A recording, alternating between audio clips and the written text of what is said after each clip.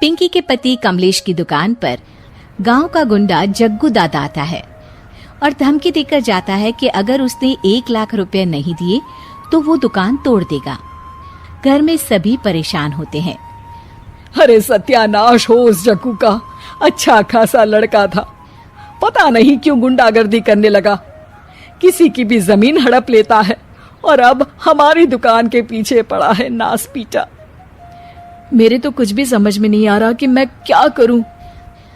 अरे बेटा, मैं तो कह रही हूं कि 1 लाख रुपए दे दो और छुट्टी पाओ इस जग्गू दादा से। नहीं माँ, मेहनत की कमाई है, ऐसे कैसे दे दूं? मैं तो 1 रुपया भी नहीं देने वाला उसे। अरे पैसा तो दोबारा भी कमा लेंगे, पर जान है तो जहान है। नहीं पिताजी, मैं नहीं दूंगा पैसे, मैंने फैसला कर लिया है। पिंकी कमरे में आकर सोचने लगती है, मेरे पति के ऊपर ये कैसी मुसीबत आ गई है। हे भगवान, क्या करूं मैं? तभी उसे जादुई पत्थर से आवाज सुनाई देती है, दन दना दन दन दन दन, जो चाहे वो तू बन। अरे हाँ, मैं भी कितनी भुलक्कड़ हूँ, मेरे पास तो जादुई पत्थर है, पर मैं क्या करूं? जग्गू दादा तो बहुत बड़ा गुंडा है, उसका सामना मैं कैसे कर पाऊंगी? पर मुझे ये करना ही होगा।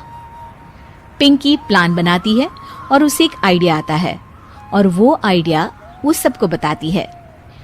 सुनिए, मेरे पास एक प्लान है, आप जग्गू दादा को पैसे देकर उन्हें घर पर खाने पर बुलाइए।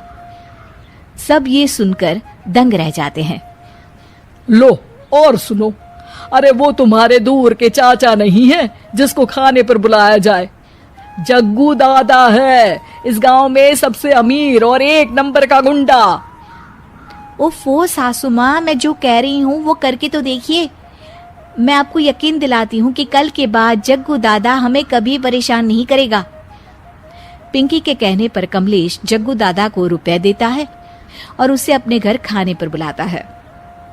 अरे भाई, मानना पड़ेगा कमलेश, काफी तरक्की कर लिया है तुमने। 1 लाख रुपए तो बड़ा ही कम डोनेशन था। जग्गू दादा सोफे पर बैठता है और सबसे मिलने लगता है। अरे भाई, लता मौसी ठीक तो हो ना? सुना है घुटने में बहुत दर्द रहता है।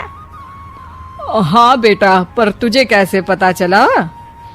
अरे जग्गू दादा सारे गांव की खोज खबर रखता है, और वैसे भी मेरी माँ और आप तो बचपन की सहेलियां थी ना, तो आप तो हमारी मौसी हुई। मौसी कहकर 1 लाख रुपए का चूना लगा रहा है कमबख्त। तभी बेल बजती है और कमलेश दरवाजा खोलता है तो सब दंग रह जाते हैं। अरे एमपी साहब, आप आइए आइए, आप कमलेश को कैसे जानते हैं? अरे भाई, कमलेश हमारे बड़े ही अच्छे मित्र हैं और मैंने सुना है कि आप इनकी दुकान हड़पना चाहते हैं, इनसे चंदा भी मांगते हैं आप।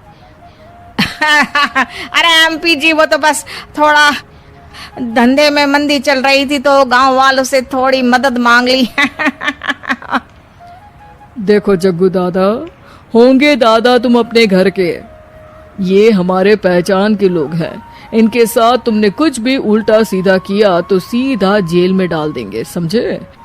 फिर वहां बाकी कैदियों से चंदा मांगते फिरोगे क्या? जग्गू घबरा जाता है और वहां से जाने लगता है। जी जी एमपी जी, समझ गए, हम चलते हैं, हमें माफ कर दो कमलेश बाबू। अरे बेटा, खाना तो खा लेता। अरे जग्गू। जग्गू दादा को भागता देख एमपी के रूप में बदली पिंकी हंसने लगती है और सब एमपी के पास आते हैं और उनका धन्यवाद करते हैं।